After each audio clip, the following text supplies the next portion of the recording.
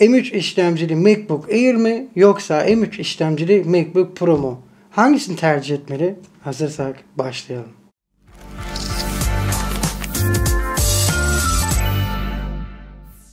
Yeni bir MacBook alacaksınız fakat henüz karar veremediniz. Hazır M3 işlemcili MacBook Air piyasaya çıkmış ve iyi bir karşılaştırma yapmanın da zamanı diyelim. 15 inçlik M3 işlemcili MacBook Air mi? 14 inçlik M3 işlemcili MacBook Pro mu? İkisi de nasıl duruyor? Eğer kafanızı karıştıranlar varsa bu videoda da bu karışıklıkları gidereceğiz. Haliyle M3'lü MacBook Air en ucuzu ve iki farklı boyutta sunuluyor. 13 ve 15 inç. 13 inçlik modelinin donanımlarına bakalım. 8 çekirdekli işlemcisi, 8 çekirdekli GPU'su, 8 GB RAM'i ve 256 GB'lık SSD depolama alanı ile geliyor. Ancak sizi uyarmamda fayda var çünkü birçok uygulamayı ve Google Chrome'dan birden çok sekmeyi aynı anda kullanıyorsanız 8 GB'lık RAM yeterli gelmeyecek. Kafanız rahat olsun istiyorsanız 16 GB'lık RAM'li versiyonunu tercih edebilirsiniz.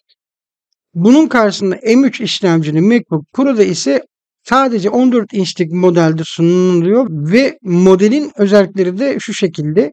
8 çekirdekli işlemcisi, 10 çekirdekli GPU'su, 8 GB RAM'i ve 512 GB'lık SSD depolaması mevcut.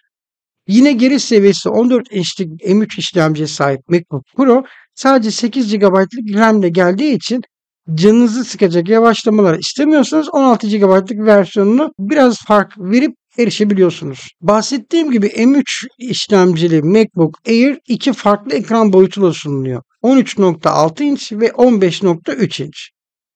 15 inçlik ekranın tam ideal boy olduğunu söyleyebilirken ne 13 inç kadar küçük ne de çok büyük. 13.6 inçlik modelin sizin için biraz fazla küçük gelme ihtimali bulunuyor. Fakat M3 işlemcili MacBook Pro ise sadece 14 inçlik boyutta satılıyor. Eğer ekstra para harcamak sorun değilse 16 inçlik MacBook Pro'da sahip olabilirsiniz.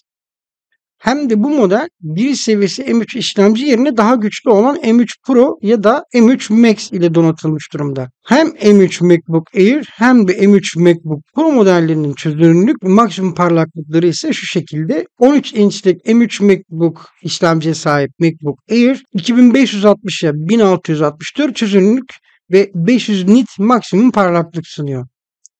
15 inçlik M3 MacBook Air ise 2800'e 1864 çözünürlük sunarken 500 nit maksimum parlaklık veriyor. 14 inçlik M3 MacBook Pro ise 3024'e 1960 çözünürlük veriyorken 1600 nit maksimum parlaklığa sahip.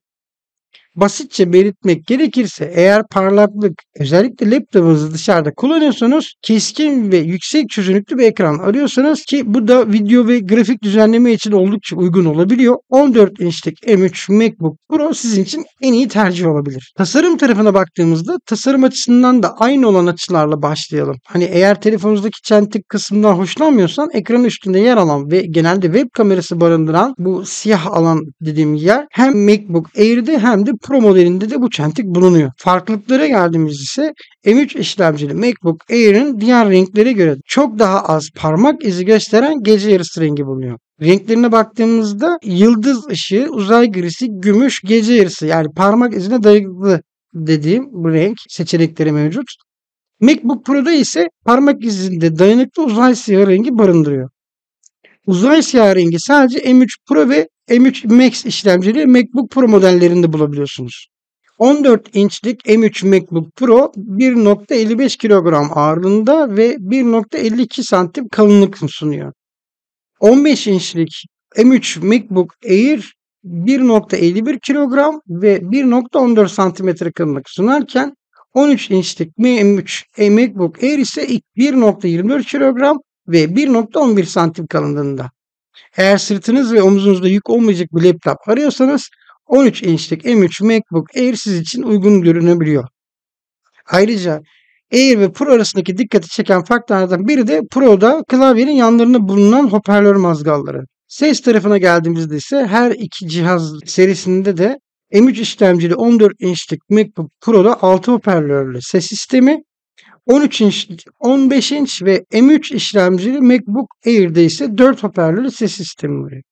Yine de yanlış anlamayın. Hani M3 MacBook Air'deki ses performansı da oldukça iyi. 13 ister 15 inçlik versiyonu seçseniz de ikisinde de keskin, güçlü ve temiz performans sunan 4 hoparlörlü bir ses sistemiyle geliyor. Yine de MacBook Pro'nun 6 hoparlör ses sisteminde müzik dinlediğinizde ses tamamen üst düzey geliyor ki bunu çok derin bir şekilde rahatlıkla hissedebiliyorsunuz. MacBook Air ve MacBook Pro'nun üçlü bir mikrofon dizisine sahip olduğunu da belirtmeden geçmeyeyim. Pro versiyonunda stüdyo kalitesinde bir kuruluma sahip olduğunu söylüyor Apple. Bir içerik üreticiyseniz Pro modelinizi almanızı tavsiye ediyorum. Çünkü Air ile ilgili sıkıntı da giriş çıkış sayısında yatıyor. 2 Thunderbolt, USB 4 ve Type-C çıkışı bulunurken bir adet kulaklık jackı ve MagSafe 3 çıkışıyla geliyor. Diğer taraftan M3 işlemcili MacBook Pro ise bunu ek olarak HDMI ve SD kart okuyucu gibi portlarla birlikte geliyor. Bir önceki neslin aksine M3 işlemcili MacBook Air 2 harici monitör destekliyor. Ancak buradaki sıkıntı şu: İki monitörü aynı anda sadece laptopun kapağı kapalıyken kullanabiliyorsunuz. Diğer bir deyişle laptop paneli açıkken iki harici monitör kullanamıyorsunuz. Bu karşılaştırmada MacBook Air ve MacBook Pro aynı işlemciye, yani M3 işlemcisine sahip ama performans açısından bazı farklılıklar bulunuyor. Apple'a göre hem 13 inçlik hem de 15 inçlik M3 işlemcili MacBook Air modelleri yaklaşık 18 saate kadar pil ömrüne sahip. Öbür yandan da 14 inçlik M3 işlemcili MacBook Pro tek şarjla 22 saate kadar da pil ömrü sunabiliyor. Ultra parlak, yüksek çözünürlükte bir ekrana, bir SD kart okuyucusuna, endüstri lideri laptop ses sistemine ihtiyaç duyuyorsanız M3 işlemcili MacBook Pro'yu tercih etmelisiniz. Ancak M3 işlemcili MacBook Air'in de M3 MacBook Pro'dan çok daha farklı olmadığını söyleyebilirim. Ayrıca M3 MacBook Air ile birlikte parmak izi kalıntıları azaltan gece yarısı rengine sahip olacağınızı da unutmayın. Ve evet, geldik bir videonun sonuna. Bu videomda sizlere M3 işlemcili MacBook Air ve M3 işlemcili MacBook Pro'lar arasındaki farkları anlatmaya çalıştım. Hangisini tercih etmelisiniz? Tercih size bağlı. Bir sonraki videoda görüşmek üzere. Hoşçakalın.